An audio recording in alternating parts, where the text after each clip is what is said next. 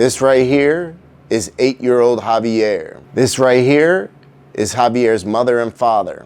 Javier is the typical 8-year-old kid. He loves to eat Takis, loves to play video games, loves to do TikTok dances, loves his family. One of his favorite things to do is go fishing. On July 22nd, 2023, while Javier's mom was at work, Javier asked his dad, "Can we have a guys' night?" Father said, "Of course." And they planned to go fishing. It was Javi, his father, and his little brother. As they're packing and heading from Philly to Atlantic City to go fishing, and of course, Javier's hype. Oh, shoot! It's Venice! It's Venice! It's Venice!